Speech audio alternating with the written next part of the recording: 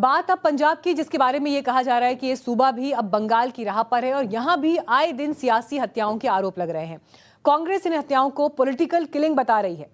22 दिन पुरानी आम आदमी पार्टी की सरकार पर सवाल उठा रही है। कांग्रेस और अकाली दल के नेता पूछ रहे हैं कि इन हत्याओं के पीछे कौन है, लेकिन सीएम मान अब तक मौन है। यार गोलियां चल गई पिकू यार, गोलीबारी, यार गोलियां चल गई, भगदड़, दहशत, हाय गोलियां चल गई। सरेआम खून खराबे का यह मंजर पंजाब की बिगड़ती कानून व्यवस्था का सबसे ताजा नमूना है। रात के करीब 11:30 बज रहे थे जब पटियाला की पंजाबी यूनिवर्सिटी का इलाका गोलियों की तड़तड़ाहट से गूंज उठा। पहले बहस हुई और फिर कातिलों ने कबड्डी क्लब के प्रेसिडेंट धर्मेंद्र सिंह पर दनादन 3 गोलियां दाग दी। पहला फायर, यार गोलियां चल गई, दूसरा फायर, तीसरा फायर। पिकू यार, इसका अंजाम यह हुआ कि धर्मेंद्र की मौके पर ही मौत हो गई। यूनिवर्सिटी गेट ਦੇ ਉੱਤੇ ਇੱਕ ਤੂੰ ਮੈਂ ਹੁੰਦੇ ਹੋਏ ਤੇ ਇੱਕ ਗਨ ਫਾਇਰ ਹੋਇਆ ਤੇ ਜਿਹੜਾ ਸਿੱਧਾ ਆਪਣੇ ਧਰਮਵੀਰ ਸਿੰਘ ਪਿੰਦਾ ਦੇ ਲੱਗਾ। ਇਹ ਦੌਣ ਕਲਾਂ ਦਾ ਰਹਿਣ ਵਾਲਾ ਤੇ ਉਹਦੀ ਥਾਈ ਉੱਤੇ ਗੋਲੀ ਲੱਗਣ ਕਰਕੇ ਡੈਥ ਹੋ ਗਈ। पटियाला में मर्डर के इस वीडियो को कांग्रेस नेता नवजोत सिंह सिद्धू ने भी शेयर किया। उन्होंने सूबे के बदहाल लॉ एंड ऑर्डर के लिए एक बार फिर भगवंत मान की आम आदमी पार्टी सरकार को कटघरे में खड़ा किया। सिद्धू ने ट्विटर पर लिखा, पंजाब में कानून व्यवस्था पूरी तरह से चरमरा गई है, जबकि सीएम हिमाचल की ठंडी हवाओं में वोट मांगने में व्यस्त है।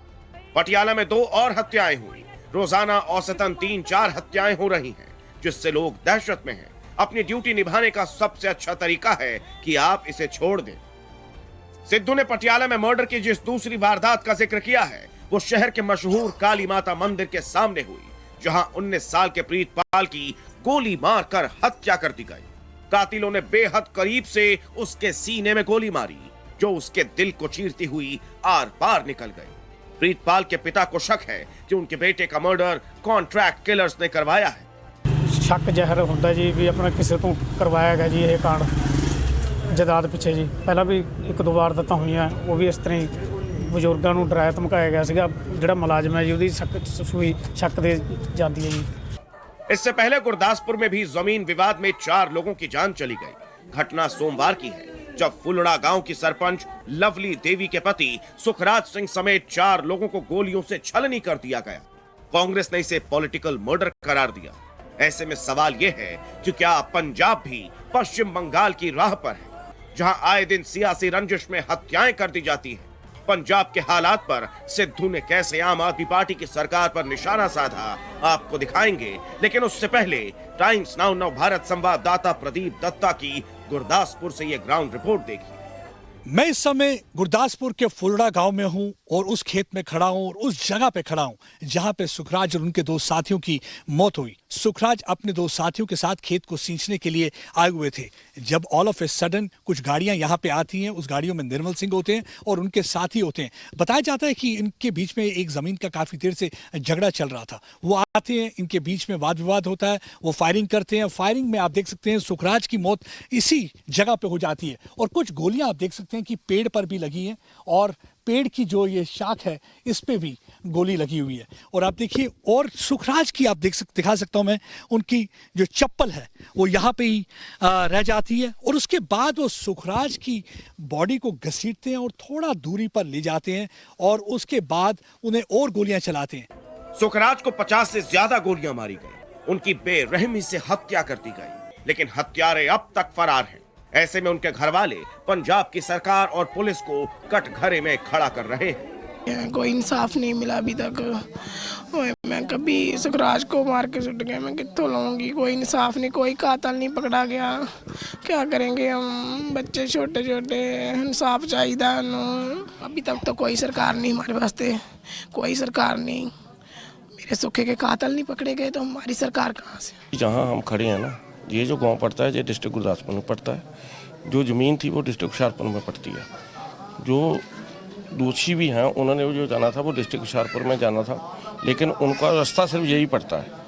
उन्होंने को हाई कोर्ट से अपनी लाइफ एंड लिबर्टी के लिए पुलिस ली हुई थी, उसको मैटर ऑफ इन्वेस्टिगेशन है, इन्वेस्टिगेट कर रहे हैं। हम तो जब आए थे हमने तो स्टेटमेंट लेके तभी 14 बंदों के खिलाफ FIR दर्ज कर दी है। जो मेन कल्प्रिट है वो किसी हॉस्पिटल में एडमिट है, वहाँ हमने गार्ड लगा के उसको अपनी कस्टडी में लिया हुआ है। बाकी दोषियों को पकड़ने के लिए हमने अलग अलग पुलिस पार्टी डिस्ट्रिक्ट हुशियारपुर में ऑलरेडी भेजी हुई है। ਅੱਗੇ ਪਿਛਲੀ ਵਾਰੀ ਉਹਨਾਂ ਪ੍ਰਾਈਵੇਟ ਲਿਮਟਿਡ ਕੰਪਨੀ ਬਣਾਈ ਸੀ ਨਾ, ਕਬਜ਼ਾ ਕੰਪਨੀ ਬਣਾਤੀ। ਪੁਲਿਸ ਨਾਲ ਖੜੀ ਹੈ ਪਿੱਛੇ, 2 ਕਿੱਲੇ ਪਿੱਛੇ ਪੁਲਿਸ ਖੜੀ ਹੈ ਤੇ ਗੋਲੀਆਂ 50-50 ਨਿਕਲੀਆਂ ਨੇ। ਜਿਹੜੇ ਮਾਰੇ ਨੇ 50-50 ਗੋਲੀਆਂ ਇੱਕ ਬੰਦੇ ਦੇ ਵਿੱਚੋਂ। ਇਹਨਾਂ ਨੂੰ ਕੌਣ ਪਾਲੂ ਹੈ? It is a bunch of amateurs running this government. कोई अनुभव नहीं सरकारां किवें चलदियां ने। सिद्धू ने पंजाब में सियासी हत्याओं के लिए आम आदमी पार्टी को जिम्मेदार ठहराया है। उनका आरोप है कि मान सरकार के सत्ता संभालने के बाद अब तक कई कांग्रेसी वर्कर्स की जान जा चुकी है। गुरदासपुर में कांग्रेस नेता सुखराज सिंह का मर्डर कर दिया गया। लुधियाना में कांग्रेस के वार्ड प्रेसिडेंट मंगत राम की हत्या कर दी गई। फिरोजपुर में कांग्रेस वर्कर इकबाल का कत्ल कर दिया गया। सिद्धू ने ट्विटर पर लिखा, जब रोम जल रहा था तो नीरो बांसुरी बजा रहा था। कांग्रेस कार्यकर्ताओं पर अत्याचार की घटनाएं लगातार बढ़ रही हैं। उम्मीद की राजनीति की जगह डर की सियासत हो रही है।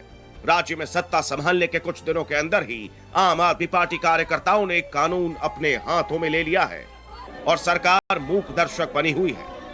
पंजाब में इस समय सबसे बड़ा मुद्दा लॉ एंड ऑर्डर का है। पंजाब में हो रही हत्याओं को पंजाब कांग्रेस राजनीतिक हत्या करार दे रही है। वहीं पंजाब का गृह मंत्रालय खुद मुख्यमंत्री भगवंत मान के पास में है। सूत्र बताते हैं कि मान सरकार जल्द ही विपक्ष के इन आरोपों पर जवाब देगी। सरकार पर सवाल उठे तो सीएम मान ने अब पंजाब में एंटी गैंगस्टर टास्क फोर्स का गठन किया है। लेकिन जिस तरह से आए दिन कत्लेआम हो रहे हैं, उसे लेकर कांग्रेस ही नहीं अकाली दल भी आम आदमी पार्टी पर निशाना साध रही है। आप देखिए पंजाब का हाल क्या है। वहाँ पे लॉ एंड ऑर्डर नाम की कोई चीज ही नहीं है। दिन दिहाड़े गोलियां चल रही हैं, प्रेस को मजल किया जा रहा है और हर तरीके के आप वहाँ सोच सकते हैं कानून नाम की चीज कांग्रेस के समय नहीं थी, तो अब यहाँ पे तो लोग कानून अपने हाथ में ही लेने लगे हैं। पता करिए वहाँ पे